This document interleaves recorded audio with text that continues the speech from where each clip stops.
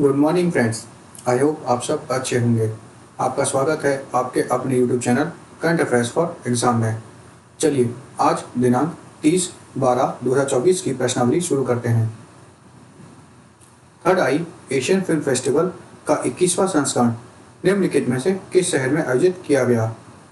चेन्नई, मुंबई, बेंगलुरु, हैदराबाद। इसका सही जवाब है मुंबई। थर्ड आई एशियन फिल्म फेस्टिवल का 21वां संस्करण मुंबई में आयोजित किया गया। इस महोत्सव में चीन, मलेशिया, बांग्लादेश, कजाकिस्तान, टूनिशिया और भूटान सहित एशिया की 61 फिल्म प्रदर्शित की गई। इस महोत्सव में एशियाई सिनेमा में उल्लेखनीय योगदान देने वालों को भी सम्मानित किया गया। चलिए अगले प्रश्न पर आते हैं। निम्नलिखित में से किस देश ने हाल ही में यूक्रेन के लिए $2.5 बिलियन के सुरक्षा या सहायता पैकेज की घोषणा की है? USA, France, Germany, Spain. इसका सही जवाब है यूएसए। अमेरिकी राष्ट्रपति जो बाइडेन ने यूक्रेन के लिए $2.5 बिलियन की अतिरिक्त सुरक्षा सहायता की घोषणा की है। चलिए अगले प्रश्न पर आते हैं। Space docking experiment mission PSLV C60 प्रक्षेपण निम्नलिखित में से किस राज्य से हुआ? तमिलनाडु, उड़ीसा, केरल, आंध्र प्रदेश। इसका सही जवाब है Andhra Pradesh. Space docking experiment SpaDeX mission का PSLV C60 प्रक्षेपण आंध्र प्रदेश के श्रीहरिकोटा स्थित सतीश धवन अंतरिक्ष केंद्र से हुआ। चलिए अगले प्रश्न पर आते हैं। हाल ही में निम्नलिखित में से कौन सभी 7 महाद्वीपों की सबसे ऊंची चोटियों पर चढ़ने वाली सबसे कम उम्र की महिला बन गई है? निरुपमा पांडे, नलिनी सेनगुप्ता, काम्या कार्तिकेयन, ममता सोढ़ा। इसका सही जवाब है काम्या कार्तिकेयन। काम्या कार्तिकेयन 17 साल की उम्र में सभी 7 महाद्वीपों की सबसे ऊंची चोटियों पर चढ़ने वाली सबसे कम उम्र की महिला बनी है। उन्होंने एशिया की माउंट एवरेस्ट, अफ्रीका की माउंट किलिमंजारो, यूरोप की माउंट एल्ब्रस, ऑस्ट्रेलिया की माउंट कॉजेक, दक्षिण अमेरिका की माउंट एनागोआ, उत्तर अमेरिका की माउंट डेनाली और अंटार्कटिका की माउंट विंसेफ की सबसे ऊंची पर्वत चोटियों पर चढ़ने की चुनौतियां पूरी की हैं। चलिए अगले प्रश्न पर आते हैं।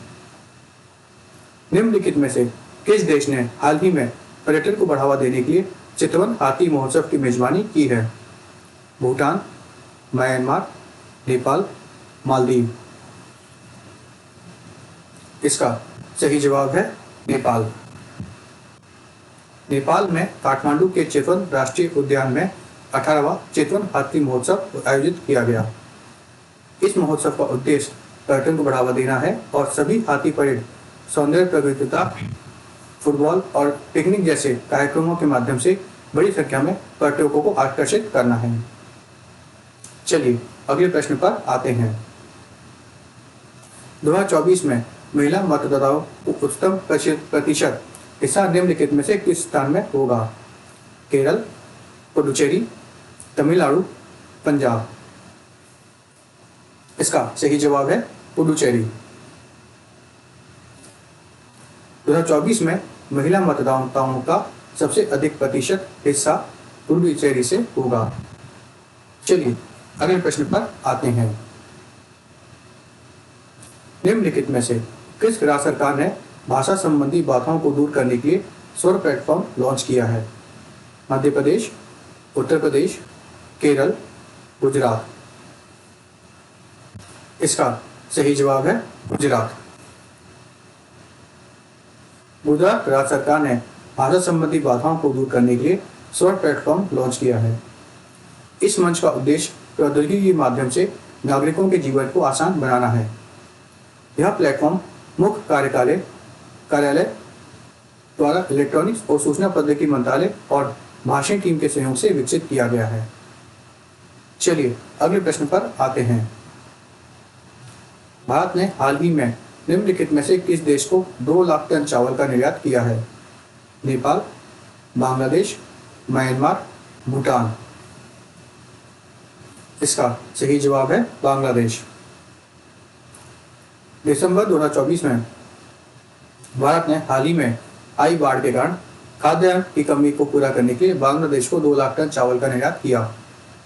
यह निर्यात सरकार से सरकार सौदे का हिस्सा था।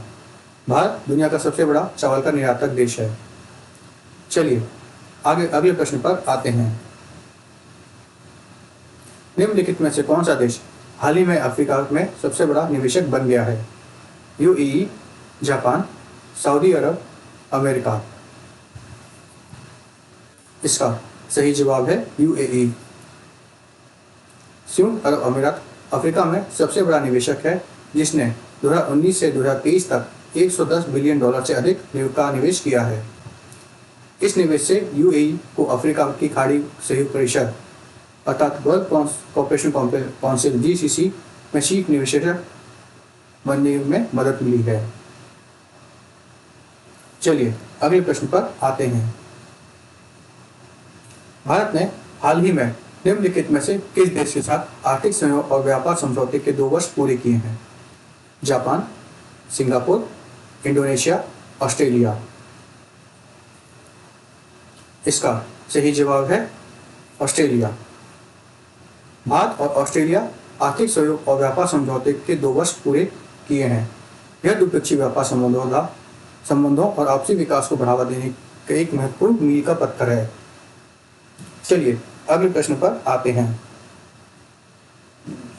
आरबीआई ने 2024-25 के लिए वास्तविक जीडीपी वृद्धि कितने प्रतिशत रहने का अनुमान लगाया है? 6.3, 6.4, 6.5, 6.6। इसका सही जवाब है 6.6। आरबीआई ने 2024-25 के लिए वास्तविक जीडीपी वृद्धि दर 6.6% रहने का अनुमान लगाया है, जो तीसरी तिमाही में 6.8% और चौथी तिमाही में 7.3% तक बढ़ने की उम्मीद है। फ्रेंड्स, आज का सेशन यही समाप्त होता है। आपको हमारा सेशन कैसा लगा कमेंट करके बताइएगा। तो लाइक एवं सब्सक्राइब अवश्य कीजिएगा। धन्यवाद।